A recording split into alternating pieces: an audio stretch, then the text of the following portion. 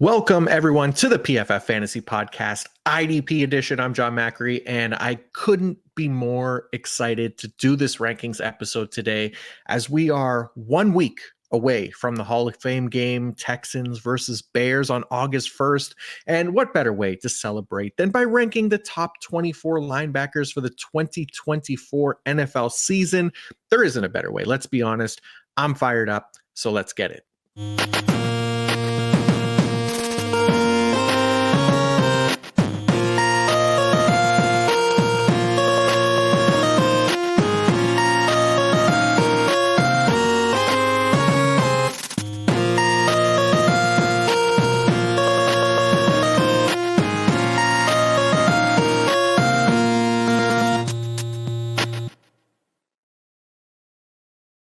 All right, I'm excited to get another one of these IDP rankings episodes out there after doing defensive linemen a few weeks ago, defensive backs last week. Naturally, that leaves just one more position to cover. And for those tackle-heavy leagues, which there are plenty of, it's the most important position. It's the linebackers, right? So now balanced scoring formats, which we like to use for PFF-related articles and stuff like that, where we can tweak tackle scoring by position.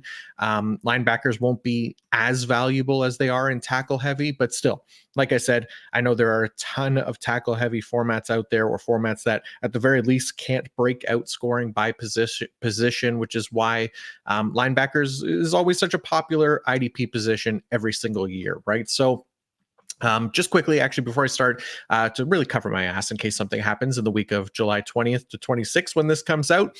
If there was a major injury or something like that when I'm going through these player rankings, I am pre-recording this, so apologize if there is some, big news-wise item that comes out and I don't reference it. But mention it in the comments and we'll cover it there. So let's get into it here and start with kind of the rationale for me as to why I have my rankings in the order that they are before we actually get into the rankings themselves. And I've said this in the rationale portion of all the past IDP rankings episodes. I really believe that this information that I provide on why I'm ranking players the way I am is more important than the rankings themselves, because you may not necessarily agree with, the order of which these players are ranked, but the proven data and information that I'll give you as to what I'm looking at and what matters is info that you can take and then apply to your own personal rankings and biases towards certain players to help you kind of sort out, your own rankings and things like that. So one of the most important things that is just non-debatable when it comes to IDPs and linebackers specifically for this episode that matters above all else heading into a new season is projected playing time. The more a linebacker is going to be on the field, the better the shot they have at producing tackles and stats that lead to IDP production, right? Like, you can't score fantasy points if you're not on the field. And for those linebackers that we're projecting at 100% of snaps, they're going to have a much better shot at outproducing those linebackers that might only get like 80% of snaps. So very simple concept that just has to kind of be taken into account here for the position and worth mentioning, and an easy one to figure out, especially once the season starts rolling as well. The other part of linebacker rankings and find kind of edges among like the high volume, medium volume, low volume guys as we go down the list of playing time is what type of defenses these linebackers are playing in, because I've run the numbers every single year, and one of the biggest edges or cheat codes that we can find for projecting linebacker tackle efficiency, which in itself is not necessarily sticky and hard to rely on year to year, is that tackle efficiency, but the type of coverages that coaching staffs and defenses deploy actually do help to help those tackle efficiencies for our IDP linebackers and helps them either be high, average, or low compared to their peers, with the biggest advantage being defenses that deploy a more zone-heavy approach versus man, because If you're watching on the YouTube right now, you'll see that every type of zone coverage, so cover 2 at 16.1%, cover 6 at 15.6%, cover 3 at 14.7%, and cover 4 at 14.6%, all those percentages representing tackle efficiency or average tackle efficiency, they all yield an above average tackle efficiency compared to the average linebacker tackle efficiency across all snaps, which is 13.4% from last year, and much higher than the man coverages like cover 1, which is at 10.2%, cover 0 at 9%, and then cover 2 man at 7.9%. Those are huge swings in potential tackle efficiency that we can take advantage of if we know who those defenses are. And I do keep track of those man and zone rates in the weekly IDP fantasy report for those that follow that article in season. But heading into the season, it's admittedly a little harder to predict, but not impossible, right? So what I did was I created a system that took every team's defensive play caller tendencies and how they deployed each of those coverages most recently, then applied the tackle efficiency to those coverages and rates across an entire season's worth of snaps. And then I was able to come up with kind of a ranking of which teams may have the most linebacker friendly defenses for tackle production based on that formula. And yeah, it's a loose projection because we can't pinpoint exactly what a defensive coordinator is going to run for a new season, especially new ones who maybe we don't have reliable data for. But it's a starting point in finding that big edge heading into the year, and one that we can usually get relatively close, especially for those coaches that we have more data on, which most NFL coaches we do have a decent data on here at PFF. There's not a ton of new ones, but there are some. So I wrote that up in article form. You could find that on pff.com, and I'll link it in the episode description as well if you really want to dive into that data, which I think you absolutely should, because even if I'm biased because I wrote it, I think it's very valuable and important information for linebacker projections and more reliable than what anyone else is doing. I can promise you that for those looking at, just last year's points per game or just tackle efficiency, like that's not nearly as strong. So I would take a look at the article if you can. And I am using like past tackle production data for these players in my rankings as well, but not an over reliance on like tackle efficiency or pass points per game, anything like that. But the stickiest metric that I could find for pass linebacker production is the tackles versus expected numbers, which you'll be able to find in the episode description within that scoring spreadsheet that's there as well. But tackles versus expected did yield a higher year-to-year correlation than tackle efficiency, actual tackles, points per game, fantasy points for linebackers than anything else. So it's not as strong as my like expected sacks for defensive linemen, which was up around 0.80 correlation, but it's stronger than anything else you'll find for linebackers at this point, and 0.58 correlation for reference. It is decent for the linebacker position since it's so volume dependent. So you'll hear me reference tackles versus expected way more than anything else when citing pass production, and that's exactly why. So with all that said, knowing that we have playing time playing the biggest part, coverage scheme coming in next, and tackles versus expected being our past production indicator, we can kind of get into my top 24 linebackers for the 2024 season. And at the very top, the man who is no stranger to elite production, has the perfect snap projection, along with a good projection for his defense in terms of tackle production. Once again, Foye Oluokun of the Jacksonville Jaguars is kind of the clear choice as LB1 again this season. He's finished 95th percentile or higher in tackles versus expected in each of the past 3 seasons. He was 98th percentile in back-to-back seasons. He isn't just a product of playing time like so many linebackers are, and we'll get into some of those guys later, but Foye clearly provides like above and beyond production compared to the average linebacker. So so much so that he's led the league in solo tackles and fantasy points in back-to-back seasons. So Look, obviously, three-peating as LB1, the odds are probably against him, but we're ranking these players with a specific criteria as we laid out above. And there's just nobody who is a better bet than Foye to once again kind of get in that range based on his history and that key criteria. So for me, he's an easy choice as LB1 again this season. LB2 for me is Roquan Smith of the Baltimore Ravens. We all know him. He's dynasty LB1 for me. I'm sure for others as well. Like there's no concern for playing time here. Obviously, we know he's capable of elite production. He's another one like Foye that has finished in the top 95th percentile in tackles versus expected in each of the past 3 seasons, doing so in two different defenses as well. The Ravens, they aren't necessarily projected as like a great defense for linebacker production based on their scheme. But again, looking at the tackles versus expected numbers will tell you that Roquan is one of those kind of scheme-proof linebackers, which we can trust a lot more when those numbers are as elite as Roquan's have been. He's to me a great choice for a top 3 linebacker pick. I'm sure he'll be drafted in that range anyways. Zaire Franklin is next up. Another top performer from last year, finished as LB3, has been top 5 in back-to-back seasons. But most importantly, as far as like kind of maintaining that high level of production, the Indianapolis Colts are the second best projection for linebacker tackling at 14%. And they are the most zone-heavy defense from last season. So kind of have to love that with Gus Bradley staying on to continue.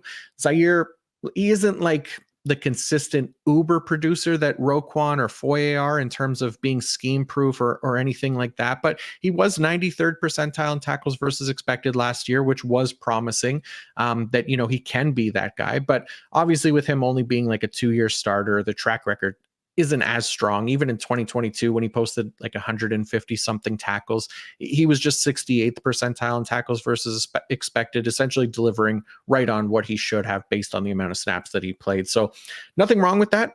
Last year was much better than that, of course, but just kind of, figuring out tiebreakers between the linebackers in this top tier. That's kind of what puts him at 3, I guess, instead of 1 or 2, essentially.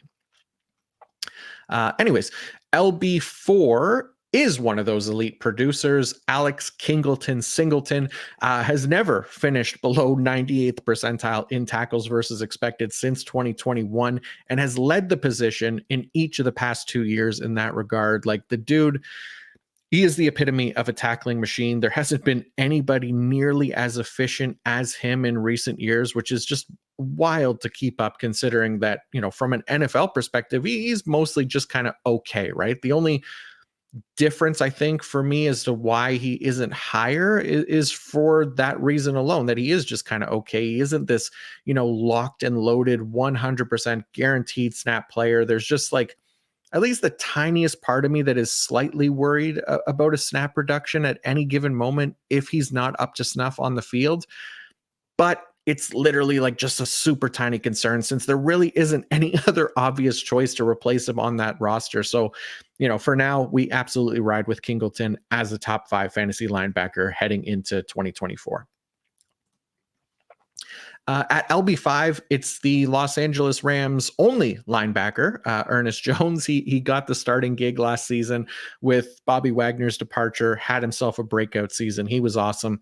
The Rams' defensive coordinator, Chris Shula, was with the team last year when Raheem Mostert was Raheem Morris, not Raheem Mostert, was defensive coordinator. So when I put the projections together as far as scheme and usage, it's just using last year's numbers because we usually do see some similarities when that's the case with an internal hire, though of course it's not going to be exact either, right? So main thing though, that was that the Rams were a zone heavy defense last year. They're a strong projection this year as well based on that. But even if they're not like super zone heavy again, Ernest still performed as an elite tackle producer. He ranked in the 97th percentile in tackles versus expected and led the league in tackles versus expected against the run. So just gives some more bearing to him being among the more scheme-proof linebackers and why he's still like a strong kind of tier 1 candidate. To me, he should be considered kind of locked into another strong season in LA, and I'd feel good about taking him in the top 5 linebackers for IDP again this season. The last name in my top tier of IDP linebackers, because he's pretty much the last name that really hits on all three major categories that we're looking for criteria wise, or is at least dominant in two of the three and fine in the other. It's my guy TJ Edwards, who checks the boxes for perfect opportunity for playing time, top five projected defense for tackle production, and then ranked 80th percentile in 2023 in tackles versus expected, after previously finishing in the 97th percentile in that regard in 2022 and 2021. Finished as LB4 overall and in points per game last year. Just clearly like the best IDP linebacker option in Chicago as far as effectiveness and efficiency. I don't expect that to change at all in 2024. So I'd be all in on him as a top tier IDP linebacker again. Now, if you're reading my article on PFF.com, you'll notice that tier 2 is a big one for me, because it takes pretty much all the remaining expected full-time linebackers and orders them by their expected tackle projection, which combines the defensive scheme projection and their tackle versus expected history, which is a lot of the time going to be stronger one way or the other in this tier versus having both, like most of the guys of tier 1. So let's start with LB7, Azeez Al-Shaair, now of the Houston Texans. This will be his third team in as many years, but performed really well last year as a full-time starter in Tennessee, finished 76th percentile in tackles versus expected. He was actually 99th percentile in tackles versus expected against the run, just behind Ernest Jones. Most importantly, to me, like the Texans are a top 5 projected defense for linebacker tackle efficiency. So Al-Shaair kind of reuniting here with D'Amico Ryans on a nice contract in free agency, kind of safely puts him into that full-time starter position. So he should be more than capable of kind of delivering as an LB1 for IDP as well this season.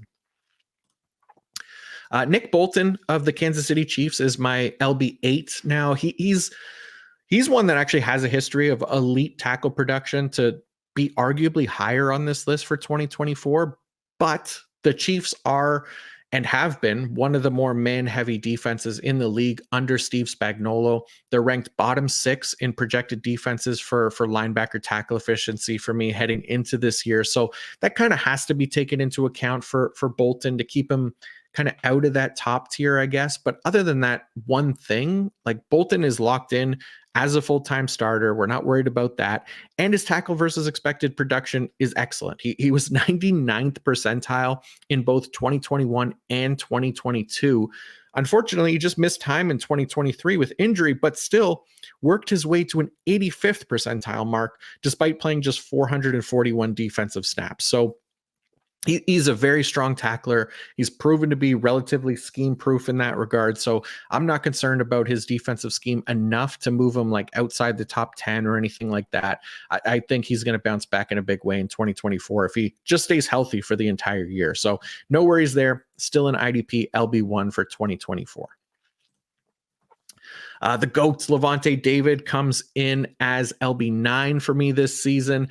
Reliable, steady production now for 12 years. Like, yeah, this could be the last dance for him, riding that, sweet Raymond James Stadium pirate ship into the sunset. Obviously, he's not going to be ceding his full-time snaps to anyone else on that roster as long as he has a pulse.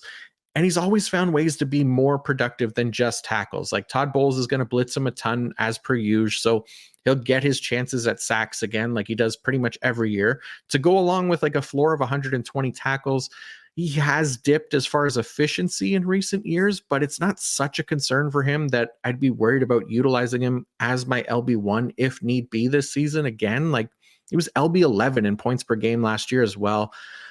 We love Ante David going out with a bang as an IDP if this really is his last season. Another great linebacker comes in as LB10 here, Fred Warner of the San Francisco 49ers, LB2 in my dynasty ranks because of just long-term potential. But, he comes in a little lower here for the redraft ranks just because of a slightly lower tackle effectiveness on an annual basis or weekly basis, whatever. even though he was LB6 in scoring last year, he did it with a lot of unsustainable big plays, 2.5 sacks, 4 interceptions, 4 forced fumbles, but also just finishing, 56th percentile in tackles versus expected. That speaks to that tackle effectiveness. He was 48th percentile the year before. So there's just some slight hesitance to push him up into that top 5 range where he is for dynasty for me. But I think there's just, probably a little more trustworthy tackle producers for this year alone that kind of keeps him from soaring too high, but still like top 10 and another great LB1 option for this season. The hits keep on coming with legendary linebackers here, because at LB11, it's CJ Mosley of the New York Jets. Efficiency has slowly dipped in recent years. If you're looking at his tackles versus expected numbers, he went from 94th percentile in 2021 to 82nd percentile in 2022 to 32nd percentile in 2023. And part of that comes from the Jets defense just being man heavy, below average in terms of, the tackle efficiency projection. But even with all that, like, he still posted 150 plus tackles, finished as LB12 last year. So, just not expecting him to be, I guess, as ineffective in terms of tackles versus expected as he was in 2023, but also not expecting him to get like 180 tackles or something crazy like that. I think, that 150, 160 range doable for him again this year. So top 12 linebacker for me once again. And LB12 is Bobby Okereke of the New York Giants. I like Okereke. I guess I don't love him at LB12 here. He probably might be higher for some people. I know he finished as a top 10 linebacker last year, but similarly to Fred Warner, had a lot of big plays to vault him up there that could be tough to replicate. 2.5 sacks, 4 forced fumbles, 2 interceptions, and finished 36th percentile in tackles versus expected, but also played every single possible defensive snap last year, like didn't miss a single one. So he had to get those big plays and not miss a single snap, and didn't crack the top 5 IDP linebackers. So it's not to hate on him or anything, because obviously I have him as LB12. I think he's still a really solid option. I just don't know that he should be any higher than that. Basically, Giants are also among the bottom of the league in terms of tackle efficiency projections, with Shane Bowen coming over from Tennessee. It's a surprisingly similar coverage scheme as what the Giants had last year, just in terms of man-heavy coverages. So that could affect his potential to deliver well over expectations as well, where, he may be able to get higher than this in this ranking. But for me, I think LB12 is about the right spot for him. Okay, next up at LB13 is Kaiser White of the Arizona Cardinals, who could be in for a really nice season as long as he stays healthy. Obviously, we only got a smaller dose last year through 11 games, but was LB16 in points per game. And part of that comes from Nick Rallis's zone-heavy defense being one of the top 5 friendly schemes for tackle production this season. Again, it's just a loose projection, but still promising stuff for a player that we've seen be a very productive IDP. And there's also next to no competition for White snaps in Arizona as a 100% snap player. He'll hopefully be slightly more efficient as a tackler. We've seen that from him before, as recently as 2021 with the Chargers, but the last 2 seasons with the Eagles and Cardinals were just kind of right around expected, with this past year actually being a bit lower than expected. So otherwise, he'd be in consideration to get in the top 10 just based on his playing time and the team linebacker tackle projection. But for now, he's LB13, just missing the cut of that top 12.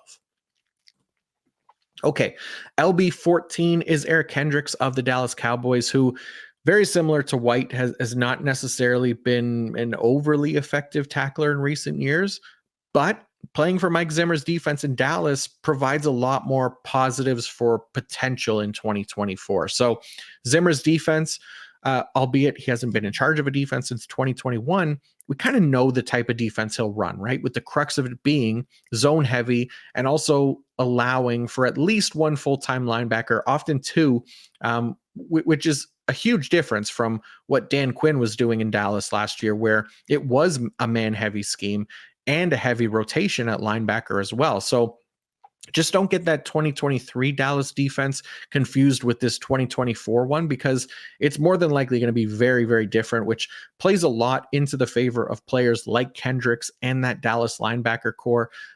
In fact, Dallas's defense under Zimmer projects as the best defense for linebacker production this season based on that defensive scheme data alone.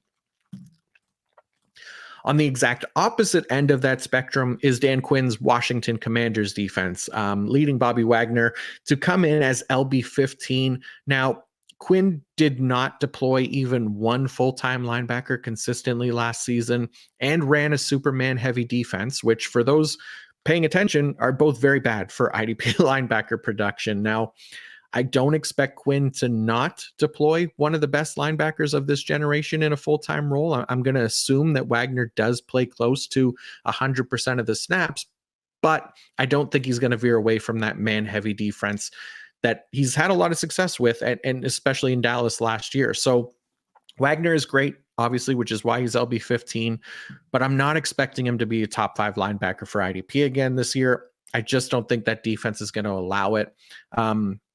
Recently, Wagner's kind of gone back and forth in terms of his tackle efficiency, specifically tackles versus expected in these later years of his career. Was slightly up last year at plus 6.4 over expected. But I think this year will be a real test for how much more he has left in the tank as far as providing elite production. So he could still provide expected production, I'm sure, but getting back to that top 5, I think, is just on the lower end of possible outcomes at this point. Okay, LB16 is not a familiar face, I guess, from years of IDP past. It's Buffalo Bills linebacker Terrell Bernard. Now, Bernard was great last year, mostly as a waiver wire ad very early in the year when it was clear that he was going to be the starter next to Matt Milano. And then he came in and had a more productive season than Matt Milano has ever had. He delivered 143 tackles, 6.5 sacks. Now, obviously, that's a pretty high bar to set to do again, especially with Milano back in the fold this season. And when they didn't really deploy another full-time linebacker next to Bernard, which opens up a little bit more tackle opportunities for him too. And that was after Milano went down last year. So it just freed him up a bit more to get more of those linebacker tackles himself, which is similar to what we're kind of hoping for Kaiser White as well. But even still, I think he's probably the best IDP linebacker to target in Buffalo. I say probably. I feel pretty good about that. But it is, I think, close. I don't think Milano is going to be like a huge hit to Bernard's playing time and production. So to me, he's just a strong LB2 option this season as far as I'm concerned, kind of right now. Okay, LB17, another young gun here, this time of the Green Bay Packers. It's Quay Walker.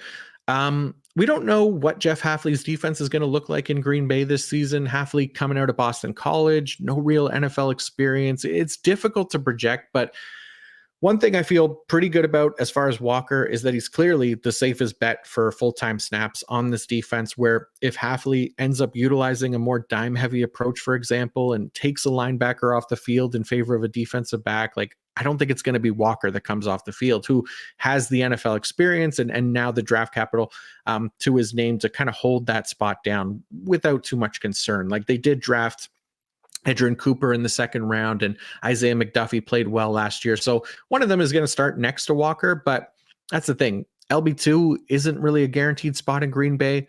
LB1 pretty much is with Walker. So he's not amazing as far as his IDP production goes, but he's good enough to do kind of as expected of him with his snaps that you're getting him, you know, as an LB2 pretty comfortably on a weekly basis. And similar rationale with LB18 for me. Devin Lloyd of the Jacksonville Jaguars.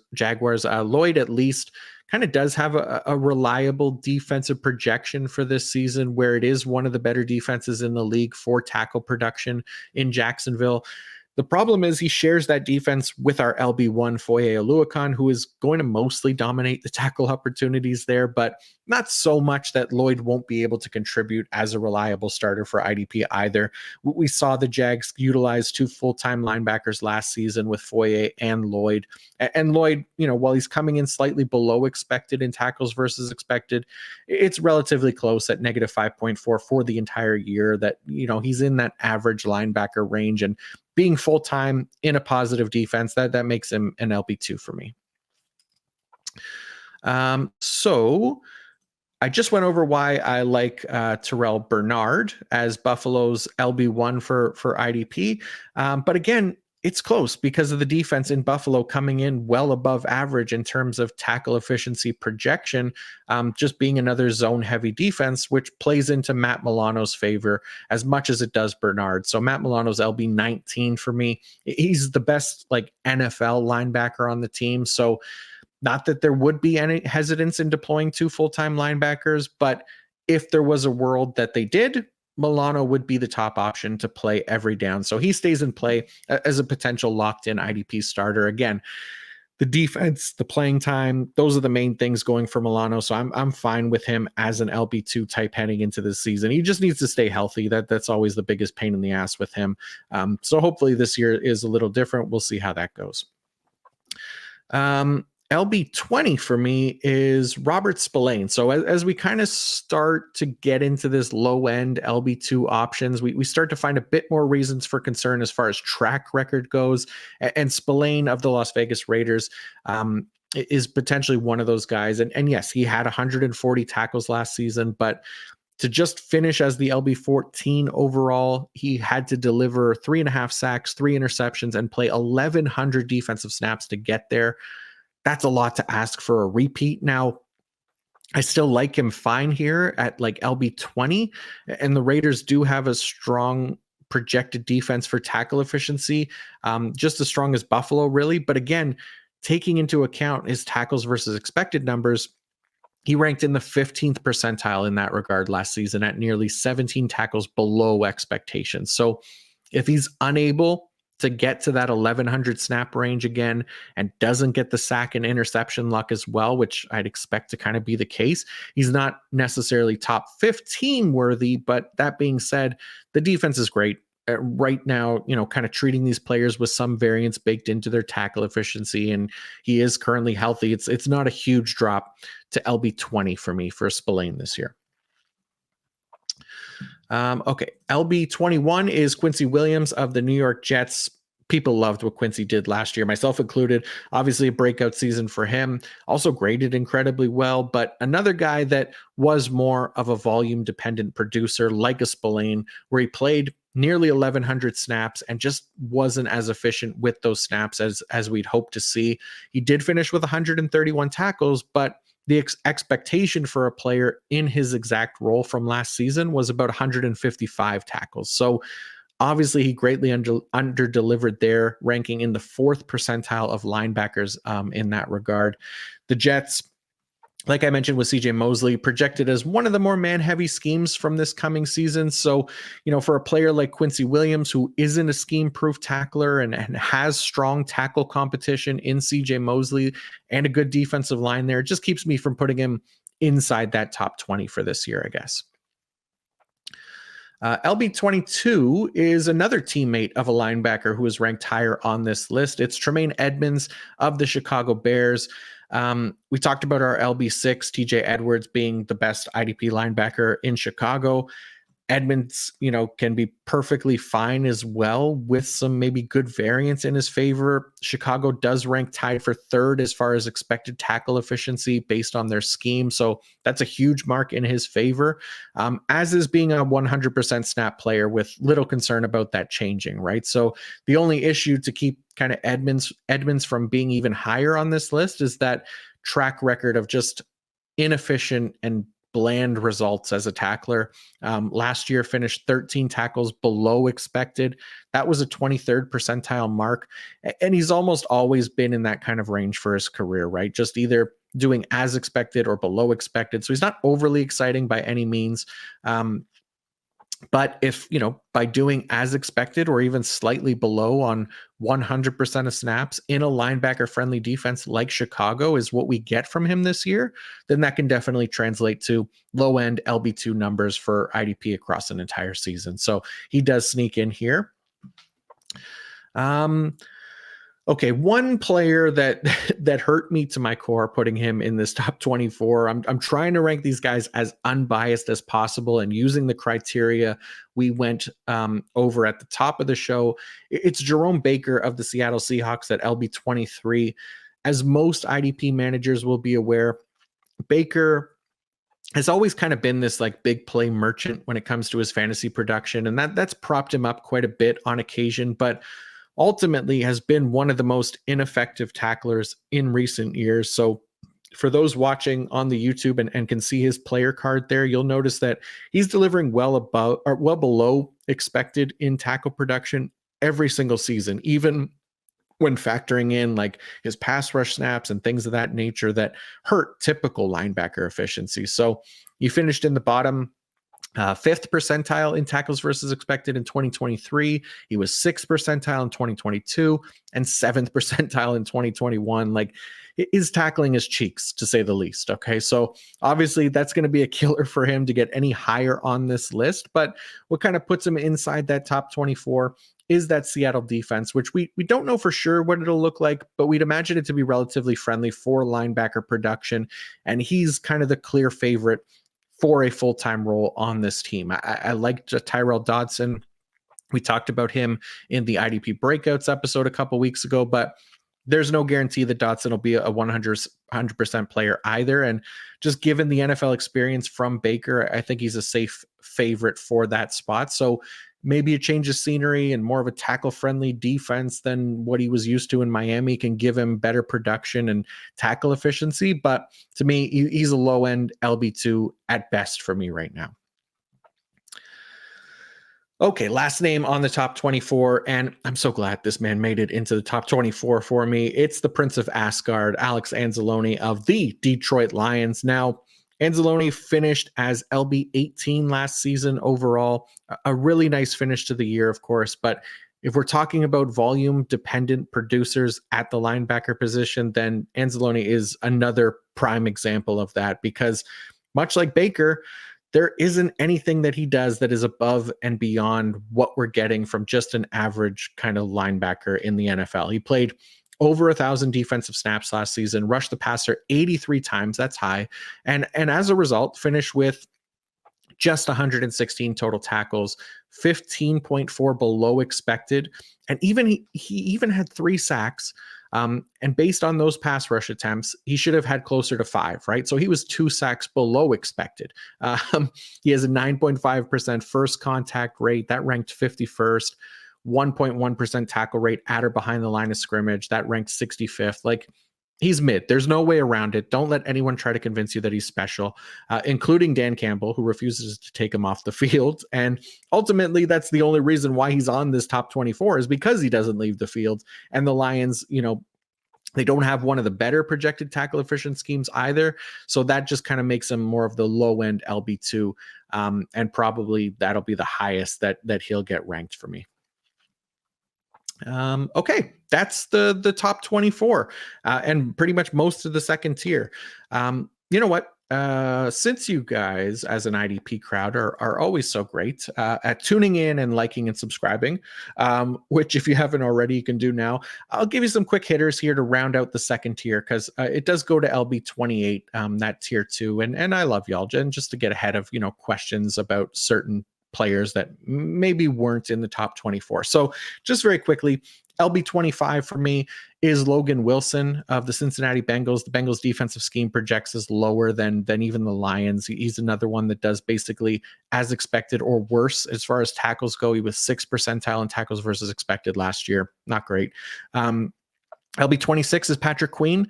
I know this is the one that everybody's going to have higher, but just keep in mind, please, coming off an incredible year last year, but goes to a new team that has been awful for linebacker production in recent years, the Pittsburgh Steelers, who are even worse than the Bengals in linebacker tackle projection.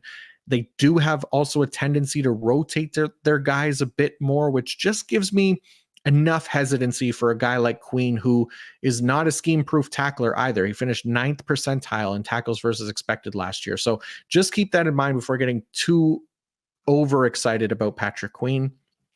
LB 27 is David Long. Originally, this was Jordan Brooks, because I thought he'd maybe be the LB1 in Miami, but it does seem like Long will be wearing the green dot, which makes him the safer bet for playing time. So I did swap those two guys. And LB 28 is Demario Davis, who, don't get me wrong, I love Davis, arguably one of the best active NFL linebackers in the league. But when it comes to IDP, He's another one that's about as inefficient as they come as a tackler, finished in the bottom first percentile in tackles versus expected in back-to-back seasons now, and was fourth percentile before that in 2021. So he only makes the cut for basically fulfilling the safe 100% snap bet, and why he's kind of at the bottom of this tier, along with the Saints not being a projected linebacker-friendly defense. So there you go. The top two tiers for me and my top 28 linebackers for IDP heading into 2024. As we get into those later tiers, if you're reading the article, including tier 3, you'll just see that it's just more about question marks about those players heading into the year, where I feel, fairly confident about the playing time for this top 28. So that'll do it. Again, check the full rankings article in the episode description. You'll also find a link to that linebacker scheme-based tackle projection article, which I'd highly recommend for anyone that wants more about the position for IDP than you'll find anywhere else.